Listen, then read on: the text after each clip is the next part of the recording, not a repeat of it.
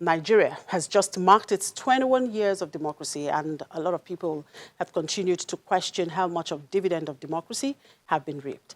The Lagos Chamber of Commerce and Industry is the latest to comment on Nigeria's economy in 21 years of democratic dispensation.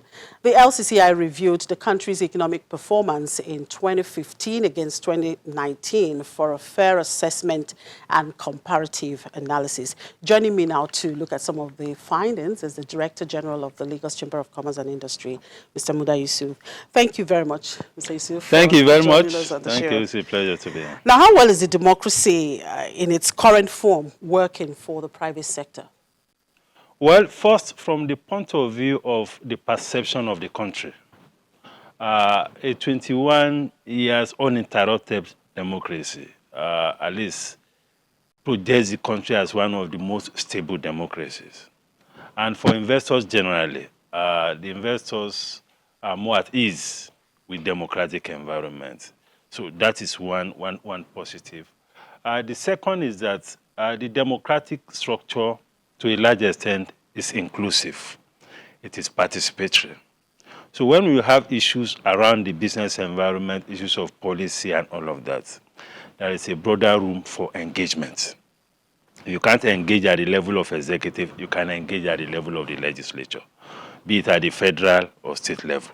So that participatory attribute, I think, is something that is also good. Then the fact that we are also involved also in the election, there's also the value of representation. All these things may not be perfect as it is, but I think there are still positives that we can point out. Now, in your assessment of the economy, you talked about 2015, you looked at 2015 and 2019, and we know that the present democratic dispensation started in 1999. Why the choice of this? Well, the choice is first is to be able to compare the full data of each of those years. In 2020, we don't have the full data yet. But for 2019, we have the full data. For 2015, we have the full data. And the administration came on board in 2015. Like that's looking at the present administration. So that was the basis, so that you can have a fair basis of assessment. Secondly, in 2020, we had this big shock of COVID-19, which is a major exogenous factor, which you may not be able to attribute, the consequences you may not be able to attribute to the present administration. Okay, now your assessment focused on different areas, but let's look at the macroeconomic performance. Your findings show that the country's macroeconomic fundamentals are largely weak, and the situation remains the same, till date. And I'm sure you listened to the president give a kind of a scorecard of his administration, and he says, we have witnessed 11 quarters of consecutive GDP growth since exiting recession. For him, in spite of the COVID-19 crisis, Nigeria's growth trajectory has really been one of impressive. Well, I listened to I read the speech of the president. It's very broad, very inclusive. He covered practically all grounds, and practically in all areas of the economy or of our life. I mean, something has been done. So we must acknowledge that.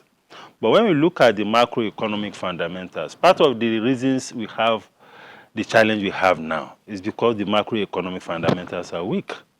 We have still not built the economy to a point where we can withstand any serious shock.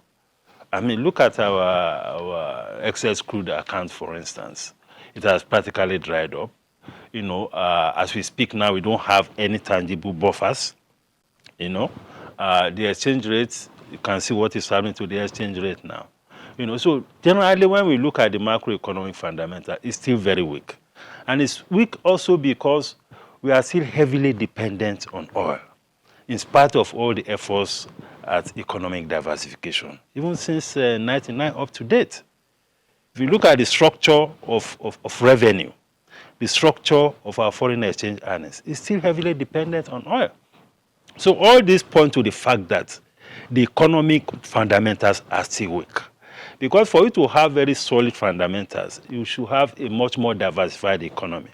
Not necessarily in the sense of the distribution of the GDP numbers, but also the capacity of each of those sectors to generate revenue, to generate foreign exchange, and in a very sustainable way. So these are the more concrete ways to measure how strong the fundamentals of an economy is. Okay, you also looked at the present administration's performance from a socioeconomic and, of course, a welfare perspective, and you said it's not up to scratch. Yeah. You alluded to the risk posed by poverty to democracy and security. Now, when the president spoke, he said, I have to quote him now, our social investment program has continued to be a model to other nations and has engaged 549,500 NPAR beneficiaries, 408,682 beneficiaries of the conditional cash transfer program, and of course 2,238,334 beneficiaries of the growth enhancement and empowerment program. How about this? Now, you saw the report I read earlier before the show coming from the IMF talking about the need to invest on human capital development. And for them, Nigeria has not got it right there. Well, your report says it all. We must acknowledge that government has done some things in the area of social investment and all of that. But in terms of the materiality of what has been done, vis-a-vis the magnitude of the problem, it's still a far cry. The latest report of the Nigerian Bureau of Statistics put the poverty rate, the poverty rate as 40%. That is huge. We're talking about 80 million people, in extreme poverty. And there is this report by the World Poverty Clock or something that says that Nigeria has overtaken all India. Of these social investment program, in other words, how much impact have they made? Significant. That is why the numbers are still showing what they are showing. Because the problems are huge as far as the social problems are concerned, particularly in the area of poverty, in the area of access to health, in the area of access to education. Those things are still in a very, very bad shape. And some of the reasons is that we have not also structured our spending in a way to be able to support all these socio-economic pillars, because these are the pillars that can, transform the social environment of the country. So we need to look at the way we spend. We need to look at the structure of our spending. We need to look at the structure of our budget. I mean, look at over the years, look at the structure of budgeting, the current to capital. And even within the space of capital expenditure, what percentage of capital are you putting in infrastructure? What percentage are we putting in health, in education? And this is not just a federal issue, I must say. It's an issue that has to do with all the levels of government, whether local, states, and federal. So we have to take all these things together, and we should continue to engage and prevail on the government to ensure that we have a better structure of spending, we reduce the cost of governance so that we can have more resources available to develop some of these very critical infrastructures. All right, now let's look at the global ranking. It's also part of what you looked at, and of course, the president, talked about that, and he was quite impressed and says that Nigeria has risen by 25 places on the World Bank's Ease of Doing Business ranking, about 146 to 131, and is now rated as one of the 10 top performing countries. Are you impressed too?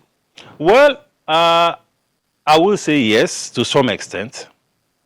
I say yes because it's an indication that we have done some things right. At least for that ranking to move by almost 25 or 26 steps, it's an indication. But whether the improvement has been impactful enough is a different matter.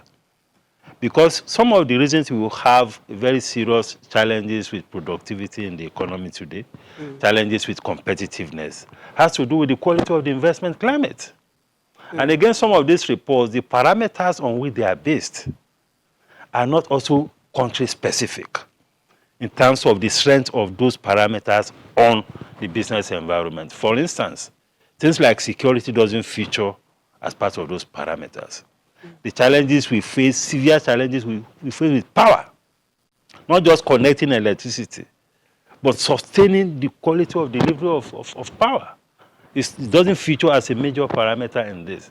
the challenges we face in the ports and all of that, logistics, these are very critical factors that impact on the business environment.